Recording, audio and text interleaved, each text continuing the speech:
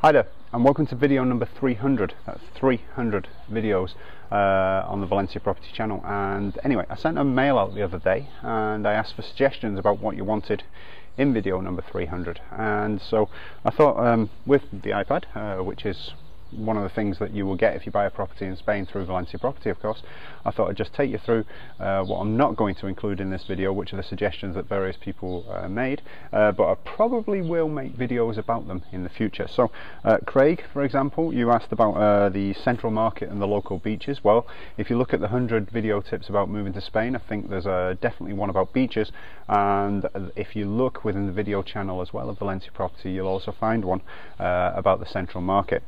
You also asked for a success story of a previous expat. Well, there's been a few of those. Again, just check through the blog at housesforsaleInspain.net.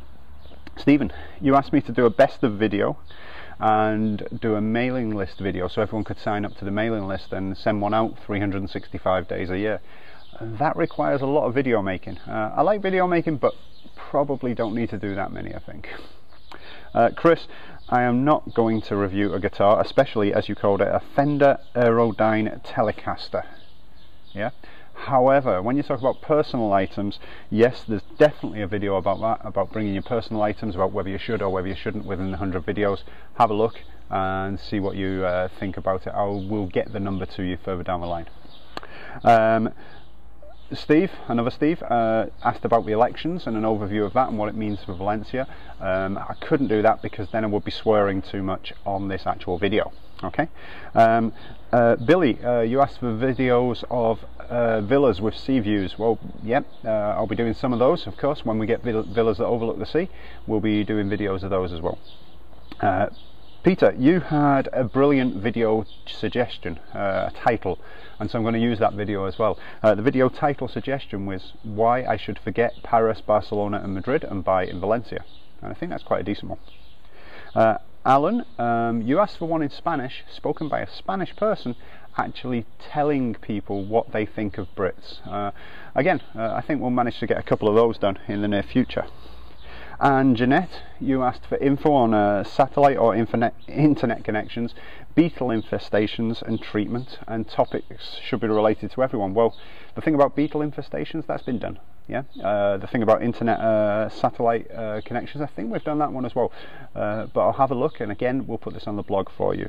So anyway, all of those videos will happen further down the line. But I got asked by Jane, Janet, David, Peter, Lucy, Jose and a few others why I originally came to Spain, what brought me here, what was my motivation for coming to Spain.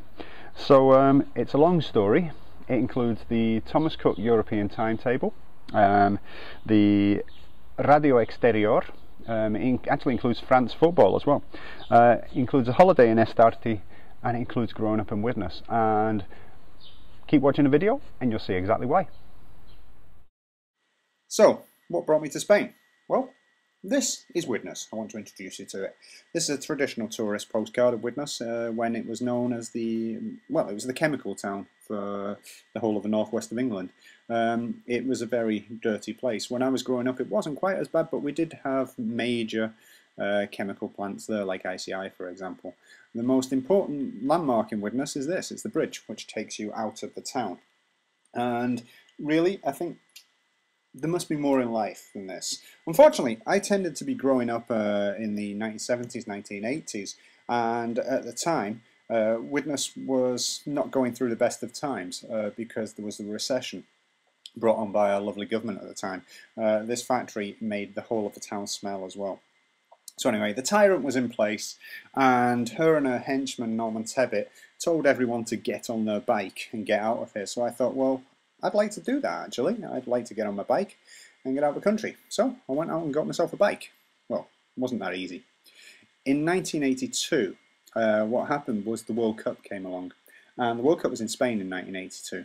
And the best thing about the World Cup, of course, that it was the most chaotic, the most disastrously organised World Cup in world history. No teams knew where they'd be playing in the second phase. It was a nightmare. But it was also extremely exciting and different. And it also had the worst mascot ever in the history of football, Naranjito. It was they didn't make any money out of it whatsoever, which is very difficult when you think about it now. But they put some brilliant artwork in place. Now, I'm no big art lover, but Spain's World Cup was so good. And the football was superb, and it was all under sunny skies. France, for example, in 1982 were a brilliant team with Tigana, Rocheteau, Platini, Gires in midfield. They're an absolutely brilliant team. I remember watching that World Cup and marvelling at them. And Northern Ireland even were good, and they managed to beat Spain, the hosts. It was a great game. And it all got to the final, where the Germans, who everybody hated at the time because they'd beaten France in the semis, got beaten by the Italians in the final. And Rossi was playing, and Tardelli scored a brilliant goal, and his reaction was superb. So I thought, how can I get over to Spain? And I thought, well, the best thing to do is go on holiday first. So I went to Estarte on the Costa Brava. Now, a lot of you might have been there. It's a really good place. Equally, though, that wasn't what I was interested in. I was interested in Barcelona. I wanted to go and see what a Spanish city was like and what it would be like to live in. So I took a day out from Estarte and went to Barcelona and looked at it. And I have to say, I absolutely loved it. You might notice in these photos the colours are slightly different from what I was used to at the time. And it was a big city, and that was the most important thing. So I spent the next 12 months listening to shortwave radio and looking at the Thomas Cook International Rail timetable and thinking, wouldn't it be great if I could actually have this surrounding me every day? So I started planning. I started planning to get away, and to get away from the UK, but generally from Widnes and into other places. At the time, if you remember, there was no internet, of course, and so all of this had to be done by hand, all of this investigation, and loads of plans were made. Now, at the time, Britain was rather grey, rather depressed. We all wore Echo and the Bunnymen trench coats. The music was cool, but the place was falling to bits at the seams. And there wasn't anything that I felt that could attract me, but I needed a plan. I needed to be able to get out of there. And the way to do this, of course, was to go to university and study Spanish, which wasn't a brilliant idea for somebody who had never actually passed a language exam in his life. So I started studying Spanish off my own bat and managed to get a place at Sheffield University, and that's the Arts Tower in Sheffield.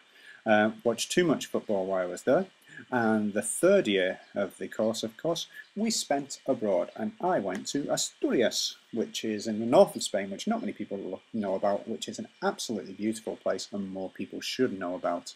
And I spent a third year there, went back to the university for the fourth year, and then eventually moved out there after finishing.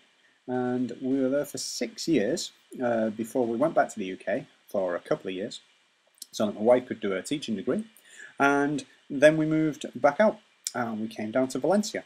And now we're in Valencia and we're quite happy here. So, no plan, but a good idea.